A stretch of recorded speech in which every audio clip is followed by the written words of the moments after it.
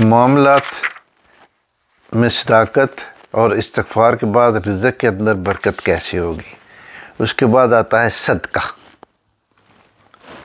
جتنی حیثیت ہو اللہ تعالیٰ کی راست میں صدقہ کرے۔ مثلا کچھ لوگ روزانہ صدقہ کرتے ہیں۔ یہ کہاں لکھا ہے کہ روزانہ آپ نے ہزاروں لاکھوں کے حساب سے صدقہ کرنا ہے؟ آپ اگر روز کا روپیہ بھی صدقہ کریں گے تو صدقہ کرنے والے میں شامل ہو جائیں گے۔ 5 بھی کریں گے تو بھی صدقہ کرنے والوں میں شامل ہو جائیں گے۔ تو مقدار کو نہ دیکھیں، اپنی حیثیت کو دیکھیں، اور حیثیت کے حساب سے آپ اگر اللہ کے راستے میں کچھ نکالیں گے تو اس صدقے سے اللہ تعالیٰ رزق میں برکت عطا فرما دیں گے۔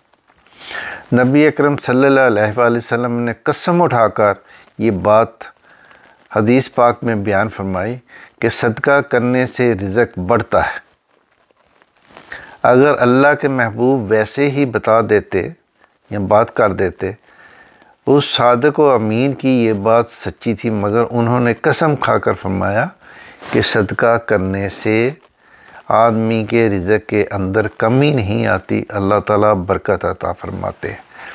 تو جس کام میں اللہ تعالیٰ برکت ڈال دے اس سے اچھا کوئی کام نہیں ہو سکتا۔